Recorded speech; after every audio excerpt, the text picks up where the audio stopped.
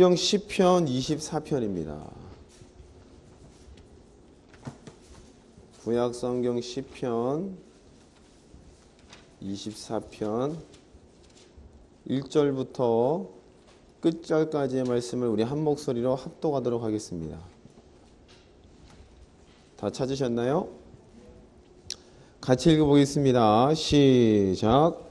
땅과 거기 충만한 것과 세계와 그 중에 거하는 자가 다 여호와의 것이로다. 여호와께서 그 터를 바다 위에 세우시며 강들 위에 건설하셨도다. 여호와의 산에 오를 자 누구며 그 거룩한 곳에 설 자가 누군고. 곧 손이 깨끗하며 마음이 청결하며 뜻을 허탄한 데 두지 아니하며 거짓 맹세치 아니하는 자로다. 저는 여호와께 복을 받고 구원의 하나님께 의를 얻으리니 이는 여호와를 찾는 족속이요 야곱의 하나님의 얼굴을 구하는 자로다. 문들아 너희 머리를 들지어다. 영원한 문들아 들릴지어다. 영광의 왕이 들어가리시로다. 영광의 왕이 누시뇨 강하고 능한 여호와시요 전쟁에 능한 여호와시로다. 문들아 너희 머리를 들지어다. 영원한 문들아 들릴지어다. 영광의 왕이 들어가시리로다. 영광의 왕이 누시뇨 만군의 여호와께서 곧 영광의 왕이시로다. 아멘.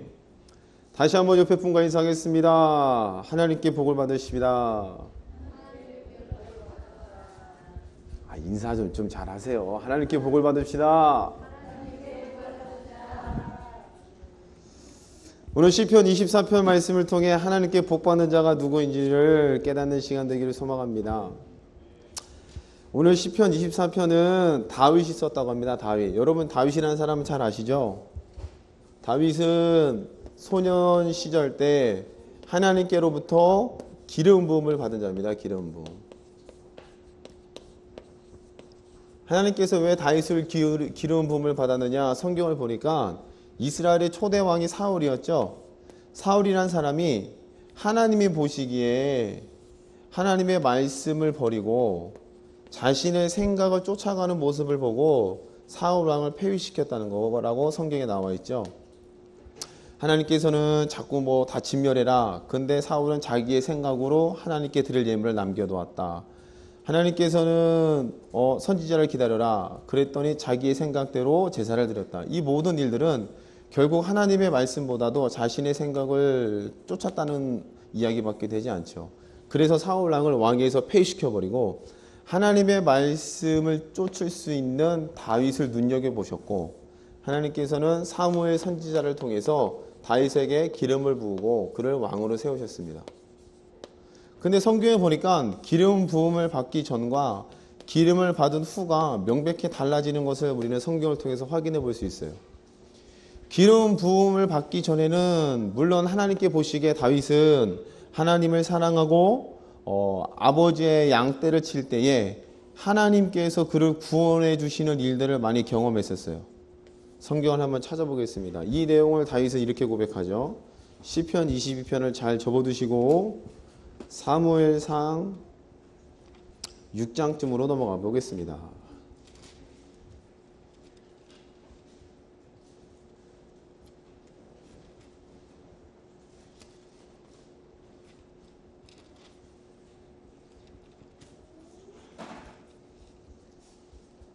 아, 6장이 아니에요.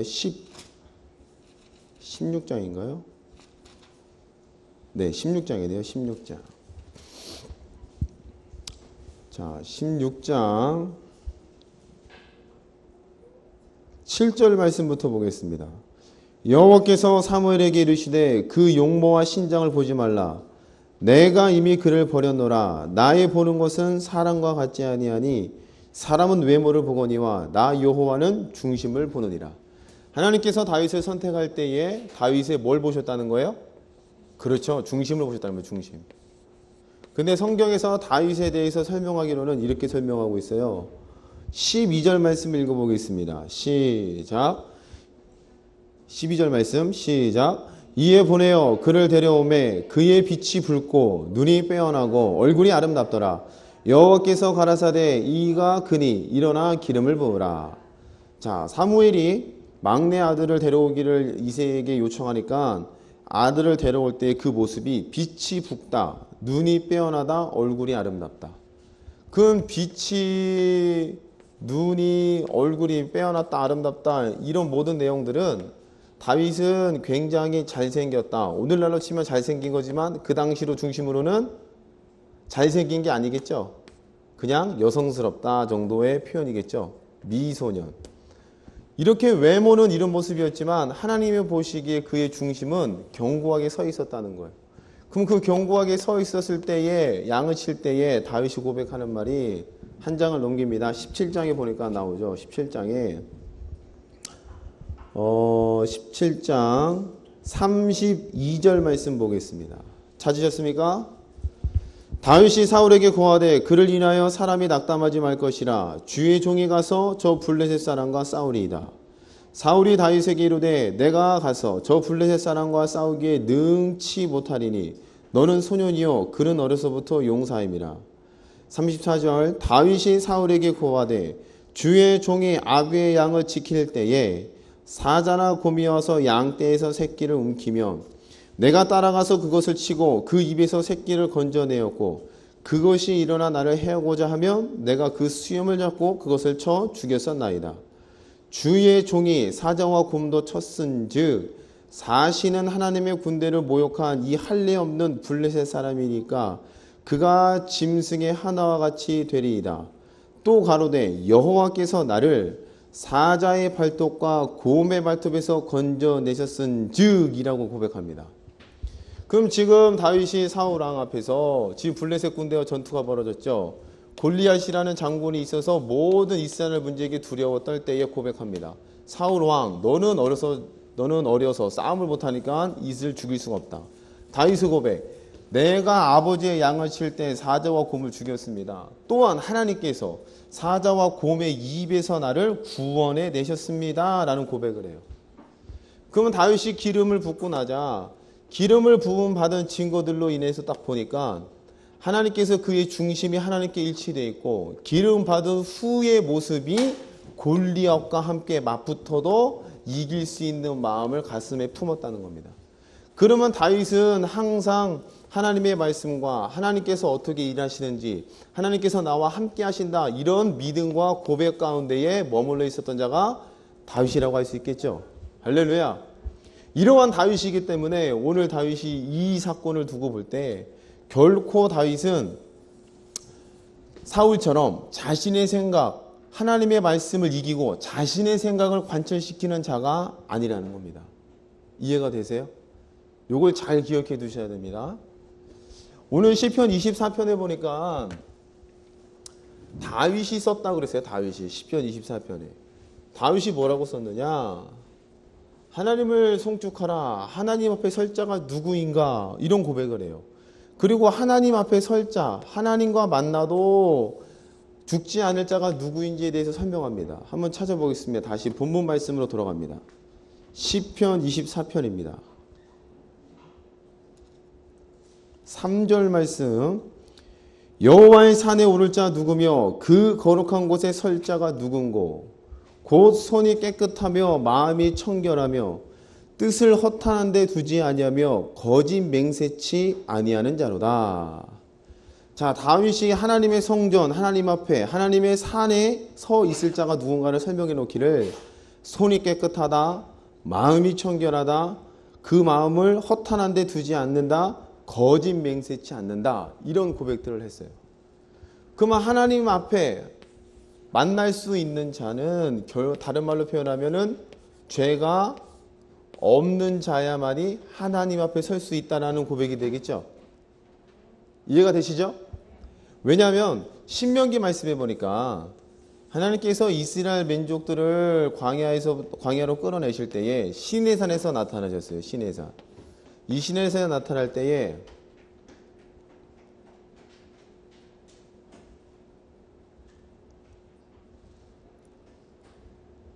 시내산에서 나타날 때에 하나님께서 큰 영광 가운데에 구름 가운데에 그리고 불과 뇌성이 나는 이런 엄청난 모습으로 이 시내산 가운데 임재하셨죠. 그때의 무리들이 밑에 시내산에 일정한 거리를 두고 여기에 이스라엘 민족들의 백성들이 머물러 있었습니다. 이 백성들이 이 시내산을 봤을 때에 하나님의 음성이 들리고 하나님의 현현하는 모습을 볼 때 굉장히 두렵도다 고백해요. 두렵도다. 그리고 두 번 다시는 하나님의 음성을 직접 듣지 않게 해주세요 라고 모세에게 요청합니다. 그리고 모세는 이것을 하나님께 아뢰죠. 하나님께 아뢰 때 하나님도 그렇다라고 인정하세요. 그럼 이 말은 무슨 뜻이냐? 백성들이 하나님 앞에 허물이는 채로 하나님을 만나게 되면 하나님은 공의롭고 거룩하시고 하나님께서는 의로우신 분이기 때문에 죄인을 그냥 내버려 둘 수가 없다는 겁니다. 반드시 그 죄의 값을 찾는 거예요. 죄의 값을. 그 죄값을 찾을 때에 이 백성은 대속제물이 없을 때는 누가 대속제물이 되겠어요? 그들 자신의 생명으로 대속하기 때문에 다 죽어버린다는 겁니다. 그러면 하나님 앞에 설 수 있는 자, 죄가 없는 자, 하나님 앞에 설 수 있는 자는 깨끗한 자, 하나님께서 인정하신 자만이 이 앞에 서서 하나님을 만나도 죽지 않을 수가 있다는 겁니다. 근데 공교롭게도 오늘 다윗의 시편 24편의 고백이 하나님 앞에 설 자가 누구인가 이야기한 다음에 후반부에는 뭘 얘기해요? 우리가 잘 아는 복음성가의 가사들이 나오죠. 문들아 머리를 들어라. 영원한 문들아 머리를 들어라. 영광의 왕이 들어가신다. 문들아 문을 들어라. 이런 내용들이 나옵니다. 그러면은 이 문들아 머리를 들어라 라고 했을 때 이 고백이 언제 불리어졌느냐? 시편 24편의 고백은 다윗이라는 사람이 이제 왕위에 올라간 다음에 하나님의 법궤를 이동합니다. 하나님의 법궤. 하나님의 법궤라는 것은 하나님의 임재, 하나님의 현현의 장소죠. 하나님께서 이 속죄소 위에서 너와 내가 만나겠다라고 모세에게 약속해 준 장소가 바로 법궤라는 거예요. 그러면 이 법궤를 모세가 하나님 앞에 옮길 때에 우리 성경에 보니까 한 번도 사용하지 않는 수레에 소를 끌어서 법궤를 옮기게 했다라고 사무엘상 6장에 나옵니다. 사무엘인가요? 아니, 사무엘하 6장. 그런데 엄청난 준비와 정성스럽게 이 법궤를 날랐는데 갑자기 소가 날뛰어서 앞뒤에서 끌고 있는 사람 중에 한 사람인 우사라는 사람이 이 법궤가 넘어지려 하니까 손을 딱 대버려요. 손을 댔을 때 어떻게 되었죠? 하나님께서 그를 뭐 했다 그랬어요? 치신즉. 성경에 그렇게 나와요. 누가 쳤다고요? 하나님이 그를 치신즉 우사가 그 자리에서 즉사해버려요. 그럼 하나님의 법궤로 옮기는 것은 굉장한 잔치죠. 다윗이 하나님의 그 중심이 하나님을 향해 있기 때문에 하나님을 사랑하는 마음으로 이 모든 일을 진행했다는 겁니다. 그런데 결과론적으로 보니까 3만 명을 준비하고 정성스럽게 이 법궤를 옮겼지만 그 결과는 우사가 죽는 초상으로 그 일이 끝나버렸어요. 초상집으로 바뀌었다는 겁니다. 그럼 이 일 사건에 다윗이 이 문제를 놓고 고민했겠죠. 고민했을 때에 아까 다윗은 하나님의 말씀과 하나님 자신의 생각 중에 뭘 따라간다 그랬죠? 하나님의 말씀을 쫓을 수 있는 자였다는 겁니다. 다윗이 아무리 이것을 정성스럽게 준비했다 했을지라도 결과가 이렇게 되니 하나님의 말씀에 자기를 다시 한번 비추어 보는 일들이 있었겠죠. 이해가 되시죠? 말씀에 비추어 보니까 이 사건이 어떻게 됐다는 것을 깨달아요. 하나님의 법에서 벗어나고 잘못됐다는 것을 깨닫게 됩니다. 성경을 한번 찾아보겠습니다. 성경 역대상 말씀을 찾아보세요. 역대상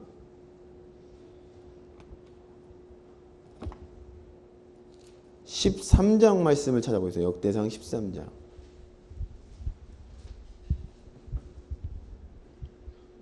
찾으셨습니까? 역대상 13장 7절 말씀부터 봅니다. 하나님의 궤를 새 수레에 싣고 아비나답의 집에서 나오는데 우사와 아이오는 수레를 몰며 다윗과 이스라엘 온 무리는 하나님 앞에서 힘을 다하여 뛰놀며 노래하며 수금과 비파와 소고와 재금과 나팔로 주악하니라.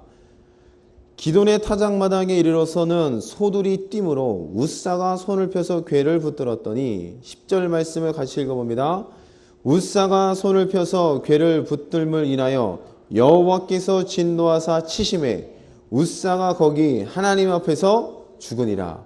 여호와께서 웃사를 충돌하심으로 다윗이 분하여 그곳을 베레스 웃사라 칭하니 그 이름이 오늘날까지 이르니라. 정성껏 준비하고 주악을 준비하고 3만 명을 뽑아서 준비했지만 소가 날뛰어서 웃사가 그 법궤를 떨어지는 것을 붙잡는 사건을 통해서 하나님께서 죽여버리셨어요. 그래서 초상집으로 바뀌었다는 겁니다. 근데 그 이후에 이 사건을 두고 다윗이 이제 14장 말씀을 넘어가서 15장을 보세요. 15장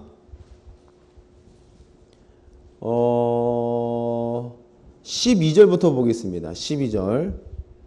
저희에게 이르되 너희는 레위 사람의 족장이니 너희와 너희 형제는 몸을 성결케 하고 내가 예비한 곳으로 이스라엘 하나님 여호와의 궤를 메어 올리라. 13절로 같이 읽어봅니다. 시작. 전에는 너희가 매지 아니하였으므로 우리 하나님 여호와께서 우리를 충돌하셨나니 이는 우리가 규례대로 저에게 구하지 아니하였음이라. 아멘. 다윗이 이 사건을 두고 분석을 했어요. 분석한 결과 전에 하나님께서 우리를 충돌하시고 웃사가 죽은 이유가 뭐냐? 하나님의 말씀, 하나님의 규례대로 하지 않았다. 그 규례가 뭐예요? 법궤는 반드시 고아 자손으로 하여금 어깨에 매게 되어 있죠. 그 하나님의 법이 시퍼렇게 살아있는데 다윗의 생각에 정성껏 준비해서 이 일을 해보았지만 안 돼요. 안 된다는 것을 깨닫자 다윗은 하나님의 말씀에 자기를 비추어 보니까 우리가 규례대로 하지 않았다. 이제는 메어 올리자. 그러니 너희가 메라. 라고 하나님의 법으로 다윗이 자기 자신을 수정하고 고쳐 들어가는 모습을 발견할 수가 있다는 겁니다. 그럴 때 왜 다윗이 어떻게 됐어요? 이 법궤가 올라가는 것을 보고 아무런 사건이 나지 않는 것을 보고 기뻐하며 춤을 추었죠. 이해가 되십니까? 그때에 부른 노래가 시편 24편이라는 거예요. 문들아, 영원한 문들아, 문을 들어라. 누가 들어가신다고요? 영광의 왕이 들어가신다는 겁니다. 좀 감이 잡히세요? 그냥 하나님을 찬양합니다. 그냥 하나님은 높이십니다. 그냥 하나님을 노래합니다. 이런 정도의 찬양이 아니라 그가 뼈아픈 엄청난 자기 자신의 어떤 반성, 하나님의 말씀에 비추보아 내가 어긋나 있구나. 아무리 정성껏 준비해도 하나님의 법이 아니고서는 안 된다는 것을 깨닫고 그의 생각과 뜻을 돌이켜서 어디에 일치시켰어요? 하나님의 규례와 법에 일치시켰어요. 그 다음에 법궤가 정상적으로 이동되는 것을 보고 노래했다는 겁니다. 감이 잡히세요? 그러면 그 전에 다윗이 하나님 앞에 설 수 있는 자를 누구라고 표현했어요? 마음이 깨끗한 자, 청결한 자, 뜻을 허탄한 데 두지 않는 자 이렇게 표현했죠. 결국 뭐가 없는 자예요? 죄가 없는 자. 그러면 단순히 윤리와 도덕적으로 깨끗하게 살면 하나님 앞에 설 수 있겠다 이런 뜻이 아니겠죠. 이런 배경들로 미추어 봤을 때 하나님 앞에 설 수 있는 자라고 표현한 그 모든 내용들은 결국에는 하나님의 말씀에 내 자신이 일치되어 있는지 아닌지를 점검하는 말이 되는 줄로 믿으시기 바랍니다. 할렐루야. 그냥 단순히 깨끗하게 살자 그게 아니라 진짜로 하나님의 말씀이 무엇인지를 깨닫고 그 안에 들어가 있어야지만이 하나님 앞에 설 수 있는 자격이 주어진다. 하나님 앞에 설 수 있는 은혜가 주어진다. 이런 고백들이 이 시편 24편에 녹아져 있다는 겁니다. 다시 시편 24편으로 돌아가겠습니다. 1절부터 같이 읽어봅니다. 1절부터 시작. 땅과 거기 충만한 것과 세계와 그 중에 거하는 자가 다 여호와의 것이로다. 여호와께서 그 터를 바다 위에 세우시며 강들 위에 건설하셨도다. 여호와의 산에 오를 자 누구며 그 거룩한 곳에 설 자가 누군고 곧 손이 깨끗하며 마음이 청결하며 뜻을 허탄한 데 두지 아니하며 거짓 맹세치 아니하는 자로다. 저는 여호와께 복을 받고 구원의 하나님께 의를 얻으리니 이는 여호와를 찾는 족속이요 야곱의 하나님의 얼굴을 구하는 자로다. 할렐루야. 감이 오세요? 그냥 단순히 하나님 앞에서 깨끗하게 이 정도가 아니라 하나님의 말씀에 일치되어 들어갈 수 있는 자가 지금 다윗이 고백하고 노래하는 상태를 뜻한다는 겁니다. 아멘. 여러분이 신앙생활 예수를 믿으면서 복을 받지 못하는 이유는 바로 여기에 달려있죠. 하나님께서 예수님을 이 땅에 보내신 이유는 성경에 보니까 이렇게 되어 있어요. 하나님께서 예수로 하여금 세상 죄를 짊어지우고, 이 세상 죄라는 것은 아담이란 사람이 타락한 이후로부터 언제까지예요? 예수가 다시 오시는 그날까지 이 중간에 속해 있는 모든 죄를 뜻하겠죠. 이 세상 죄를 예수에게 짊어지우고 예수님을 십자가에 못 박아서 이 죄에 대한 값, 죄에 대한 값은 바로 죽음과 사형이죠. 생명은 생명으로밖에 대속할 수밖에 없잖아요. 이해가 되시죠? 죽은 것으로는 절대로 대속할 수가 없어요. 살아있는 생명으로만 이 죄를, 죄값을 치를 수가 있다는 겁니다. 이 세상 죄의 죄값을 영원한 생명을 갖고 오신 예수, 하나님의 생명으로 말미암아 이 죄를 값을 치러버리고, 이 죄에 대한 값이 예수가 치러졌으니까 이 사실을 믿는 자는 더 이상 죄의 값에 영향받지 않고 하나님의 나라, 하나님의 백성, 왕같은 제사장, 할렐루야, 하나님의 자녀가 되어서 하나님의 자녀된 권세를 누릴 수 있는 자로 만들기 위해서 예수를 이 땅에 보냈다는 겁니다. 아멘. 그러면 단순히 우리는 뭘 믿으면 돼요? 예수가 이 세상에 오셔서 내 죄를 가지고 죽으셨다는 사실을 인정하고 믿는 것이 하나님께서 이 땅 가운데에 예수를 보내신 일을, 하나님의 뜻을 이루는 건 줄로 믿으시기 바랍니다. 할렐루야. 그러면 예수님께서 이 땅에 오시면서 값을 치러놨다는 이 내용 가운데는 예수를 믿으면 예수를 믿으면 어디에 가요? 천국에 간다는 건 다 알고 계시죠. 그러면 천국에 간다는 것은 우리의 영혼이 때가 되어서 신령한 몸을 입고 나중에 가게 되는 것이 되겠죠. 그러면 이것만 있으면 안 되겠죠. 또 뭐가 있어요?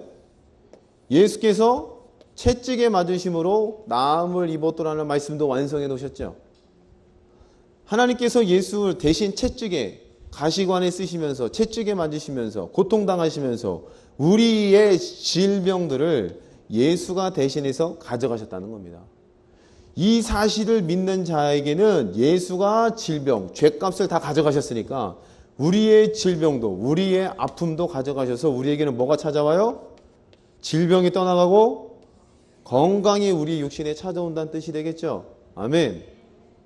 또한 예수가 우리를 위해서 대신 가난하게 사셨습니다. 하나님의 아들로서 하나님의 이 땅의 모든 것들에 대한 주인으로 오셨지만 그 주인된 예수가 이 땅에서 가장 가난하게 사셨죠. 인자는 머리 둘 곳이 있대요, 없대요? 없다 그랬어요. 예수님께서는 이 땅 가운데서 땅 한 평, 뭐 한 평 가지본 적이 없다는 겁니다. 심지어 그 무덤도 누구의 무덤을 빌렸어요? 누구의 무덤? 아리마대 사람의 요셉의 무덤을 빌린 거죠. 예수님의 소유도 아니었다는 겁니다. 땅 한 평 어느 하고 가지지 않고 가난하게 사신 그 이유는 우리의 가난을 대속하기 위해서 가난하게 사셨다는 거예요. 그 말은 가난도 뭘로부터 찾아오고 있어요?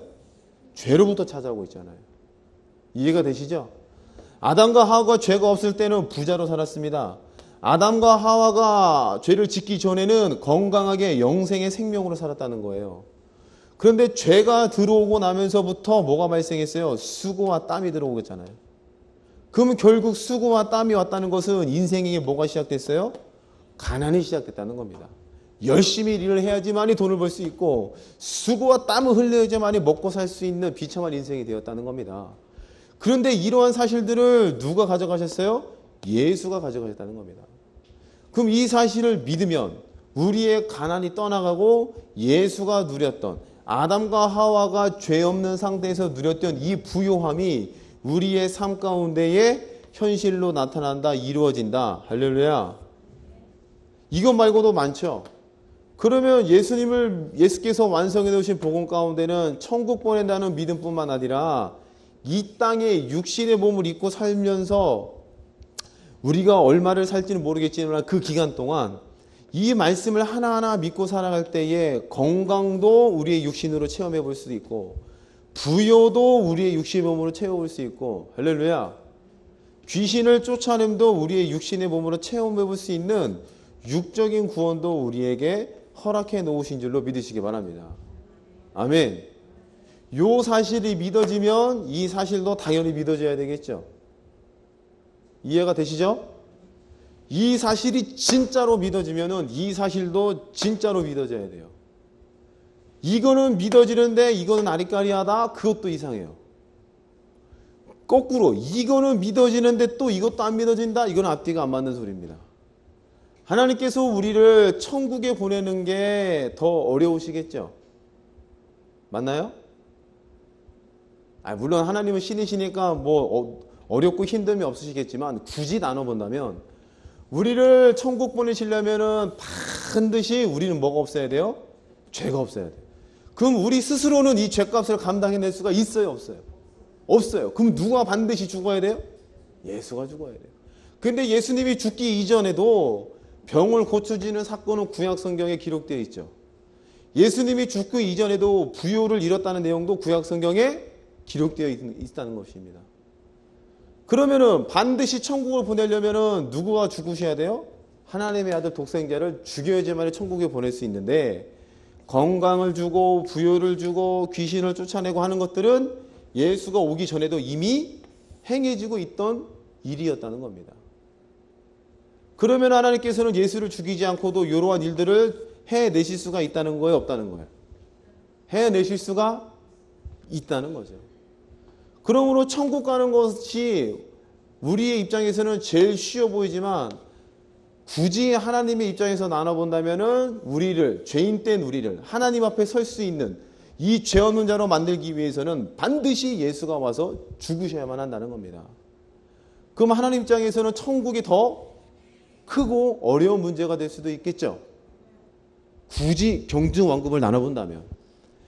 근데 여러분들이 바라보는 경중왕급은 천국 가는 건 쉽지만 이 땅에서 건강을 이뤄내고 부여를 이뤄내고 귀신을 쫓아내는 것은 상대적으로 어렵게 느껴진다는 거죠.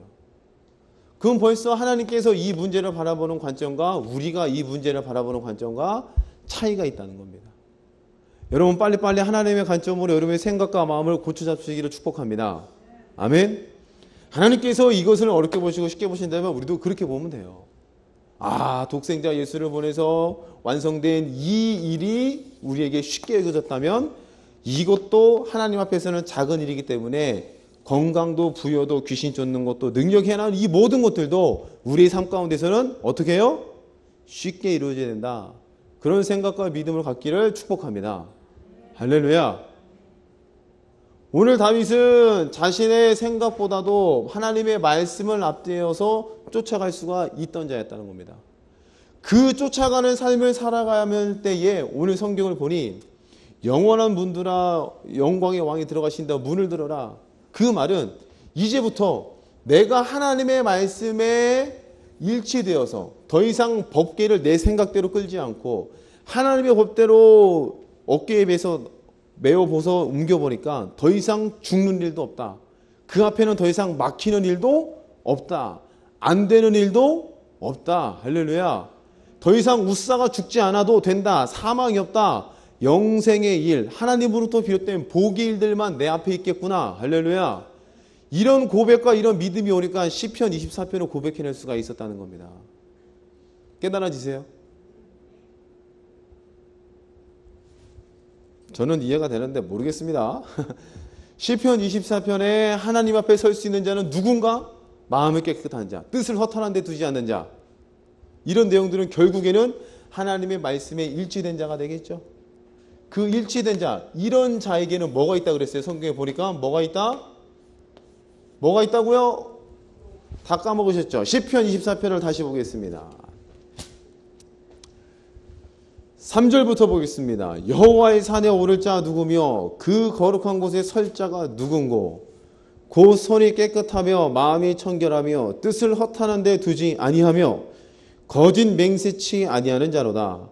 저는 여호와께 복을 받고 구원의 하나님께 의를 얻으리니 이는 여호와를 찾는 족속이요 야곱의 하나님의 얼굴을 구하는 자로다. 할렐루야. 깨달아지시죠?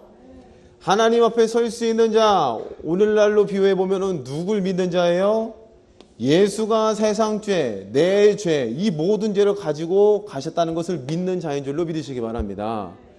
그러면 이것을 믿었다면 하나님께서 나를 천국 보내시는 일 못지않게 이 건강과 부여와 귀신과 능력 행하는 이 모든 일들도 동시에 우리에게 허락해 놓으셨고, 우리가 믿음을 가지고 나가는 그 길은 더 이상 닫혀진 길이 아니라 열린 길이라는 겁니다. 아멘. 시편을 다시 읽어봅니다. 7절 말씀 같이 읽어봐요. 시작. 문들아 너희 머리를 들지어다. 영원한 문들아 들릴지어다. 영광의 왕이 들어가시려다. 영광의 왕이 니시뇨. 강하고 능한 여호와시요. 전쟁에 능한 여호와시로다. 할렐루야. 그 하나님은 강하답니다. 그 하나님은 능력이 있답니다. 그 하나님은 전쟁에 능하시다는 거예요. 어떤 대적이 쳐들어와도 어떤 어려운 일이 있어도 그것을 쉬 물리쳐낼 수 있는, 할렐루야. 오늘 저와 여러분들이 예수를 믿어서 예수가 세상 죄를 짊어지실 때 내 죄도 가져가셨다는 사실을 믿는 자들은 더 이상 내 앞길은 죄와 죄에 따르는 값들이 있어요, 없어요? 죄와 죄에 따르는 값들이 없기 때문에 우리는 열린 길, 닫혀질 수 없는 길, 전쟁에 능하시고 강하신 하나님이 함께 하시는 길이기 때문에 열린 길을 여러분들은 가실 수가 있다는 겁니다. 할렐루야. 내가 그 길을 열심히 애쓰고 힘써서 열어봐야지 해서 열리는 게 아니라 예수님을 믿는 믿음, 예수를 죽여놓으신 그때에 이미 이 문은 열렸다는 겁니다. 믿어지세요? 그럼 저와 여러분들이 우리 마음 가운데 얼마나 기쁘고 감사합니까? 우리가 살고 있는 이 인생, 이 여정이 비록 우리 눈에 힘겹고 눈물 짓는 일들이 있을지라도 이미 영광의 왕이 들어가실 만한 길이 열렸다는 거예요. 할렐루야. 세례 요한을 이 땅 가운데 보내실 때에 세례 요한을 향하여 예언되어 온 말이 너는 주의 길을 예비하는 자라. 너는 왕의 길을 예비하는 자다. 그가 오시는 길은 골짜기가 메워질 것이요 평탄케 될 것이라. 할렐루야. 예수님께서 이 땅에 오실 때에 악한 사탄 마귀를 못 오게끔 만들었고, 또한 예수가 와서 이 땅에서 하나님의 뜻을 이루어낼 때 악한 사탄 마귀는 항상 방해하고 예수의 뜻을 돌이키려고 했어요. 그런데 골짜기가 메워지고 모든 길이 평탄케 된다는 하나님의 말씀이 있기에 예수는 하나님의 뜻을 십자가에서 완벽하게 이루어 놓으시고 십자가에 죽으시고 3일 만에 부활하신 줄로 믿으시기 바랍니다. 할렐루야. 그 오늘 저와 여러분들에게는 항상 열린 길, 항상 문이 닫혀지지 않는 길, 항상 강하고 능하고 전쟁에 능하신 하나님이 함께하는 길을 오늘도 내일도 목숨이 끊어지는 그날까지 걸어가고 있다는 사실입니다. 아멘. 이런 자야지만이 하나님께 뭘 받을 수가 있어요? 복을 받을 수가 있다는 겁니다. 만일 하나 여러분의 마음 가운데에 죄에 대한 문제가 해결되지 않았다고, 만일 여러분의 마음 가운데에 죄에 따르는 값이 문제가 해결되지 않았다면 그것 때문에 하나님의 복을 못 받는다는 거죠. 왜요? 요만큼의 죄가 있어도 하나님 앞에서는 어떻게 돼요? 죽을 수밖에 없다는 겁니다. 여호와 앞에 설 자가 누구인가? 죄가 없는 자라는 겁니다. 여호와를 만나도 죽지 않을 자 누구인가? 하나님의 말씀에 일치된 자라는 거죠. 여러분이 예수를 믿어도 복을 못 받는다? 그럼 예수를 믿어요. 믿긴 믿지만 하나님의 말씀에 일치되지 않거나 내 생각을 쫓아간다면 결단코 복을 받을 수가 없다는 겁니다. 왜요? 내 생각, 이 생각 가운데는 뭐가 껴 있어요? 사망의 지식이기 때문에 항상 죄와 죄의 값들이 따라온다는 겁니다. 오늘 저와 여러분의 마음 가운데 이런 사실이 다시 한번 재정리되기를 축복합니다. 이렇게 됐을 때에 성경에 또 말씀하기로는 신약 성경을 한 곳 찾아보겠습니다. 신약 성경.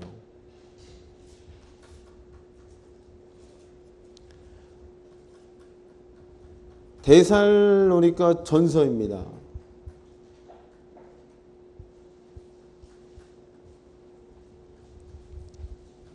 데살로니가 전서 2장 13절부터 보겠습니다.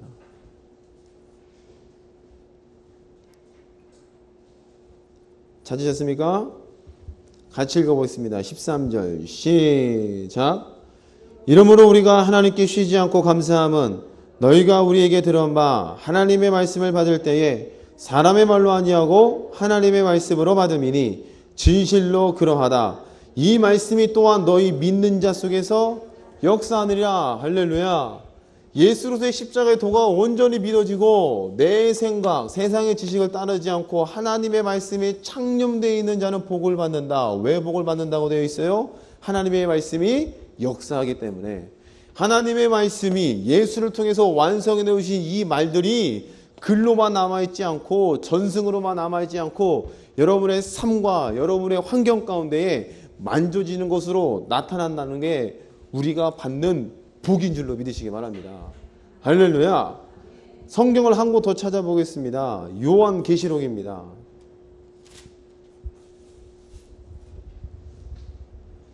요한계시록 3장입니다.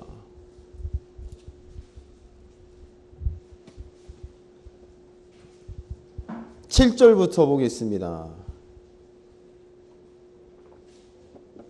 다 찾으셨죠? 읽어보겠습니다. 빌라델비아 교회의 사자에게 편지하기를 거룩하고 진실하사 다윗의 열쇠를 가지시니 곧 열면 닫을 사람이 없고 닫으면 열 사람이 없는 그이가 가라사대.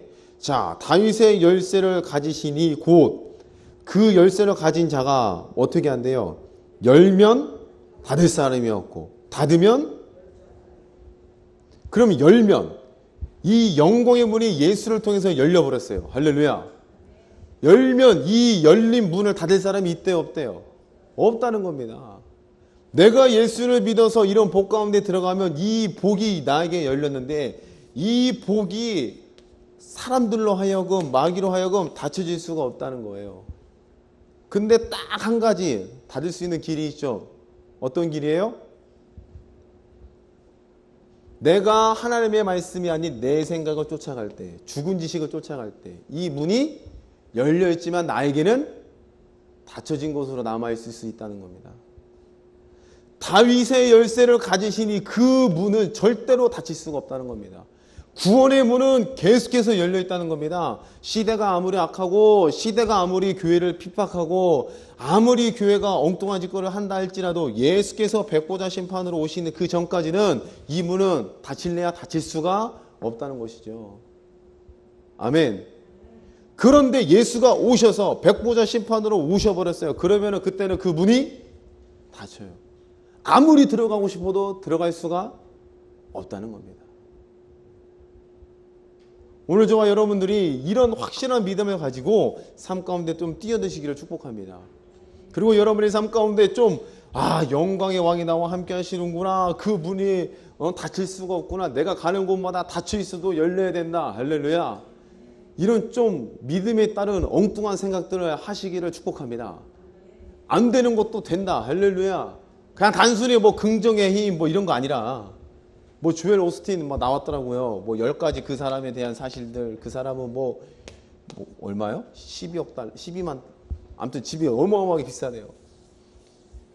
그래서 막 그 부의 신앙, 번영의 신앙 얘기한다 해서 많은 사람들이 그들로 하여금 희망을 얻잖아요. 봐라, 하나님께서 내게 부여를 주셨노라고. 근데 그 내용을 가만히 살펴보면 결국 성경이 아니라 뭐예요? 그냥 잘해보자, 열심히 하자, 으쌰으쌰 하자, 그러면 잘 된다. 이 정도라는 거죠. 근데 지금 여러분 앞에 설명드린 것은 그 정도 차원이 아니라 살아계셔서 1.1핵도 바뀌지 않는 하나님의 말씀이 이렇다는 겁니다. 아멘. 열면 닫을 수가 없고 닫히면 열 수 없는 그 이가 가라사대. 그 다음에 뭐라고 말씀하시냐? 8절 말씀을 봅니다. 볼지어다 내가 내 앞에 열린 문을 두었으되 능히 닫을 사람이 없으리라. 할렐루야. 빌라델비아 교회는 열린 문 두셨대요. 마귀와 사단이 껴들어서 하나님의 복을 가로챌 만한 그 일들이 있어요, 없어요? 없다는 겁니다. 내가 내 행위를 아노니 내가 적은 능력을 가지고도 내 말을 지키며 내 이름을 배반치 아니하였도다. 할렐루야. 빌라델비아는 적은 믿음, 하나님 보시기에 적은 믿음이었지만 이 적은 믿음이 열면 닫히지 않는 그 문을 통해서 하나님께로 오고 있는 복을 엄청 받았다는 거죠. 깨달아지세요? 솔직히 저와 여러분들은 겉으로 보면 내세울 게 없잖아요. 맞죠? 있어요? 나 100억 이상 재산을 가지셨다는 거.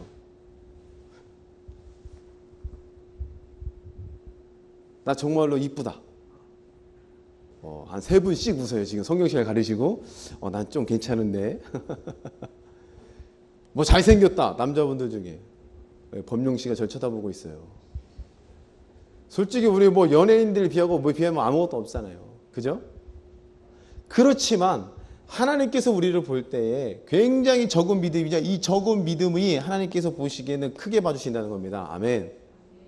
그리고 이 적은 믿음을 통해서 뭘 믿어요? 내 앞에 열린 문이 있구나. 하나님께서 영광의 왕이 함께 가시는구나. 거룩하신 이가, 전쟁에 능하신 이가, 능력 행하신 이가 나와 함께 하셔서 그 길을 가는구나. 이 믿음만 갖고 있으면은 하나님께서 그에게 뭘 주신다는 거예요? 복. 그러면 그 복은 지금 주시는 거예요? 이미 예수를 통해서 줘놓은 거예요? 그렇죠. 줘놓으신 거예요. 오늘 저와 여러분들의 마음 가운데에 지금 하나님께로부터 복을 얻으려는 생각이 아니라 하나님께서 이미 주어놓은 복이 이제 내가 때가 되어 나타났구나. 아멘. 그리고 좀 빨리 주세요. 아멘. 그리고 빨리 얻을 만한 좀 짓을 하세요. 빨리 얻을 만한 짓. 할렐루야. 마음과 생각과 뜻을 고쳐먹어서 그 자리에 머물러 있게 되면 영광의 문이 활짝 열려서 여러분의 삶과 여러분의 환경 가운데에 하나님의 말씀이 복이 되어 나타나는 현실로 바뀔 줄로 믿습니다. 아멘.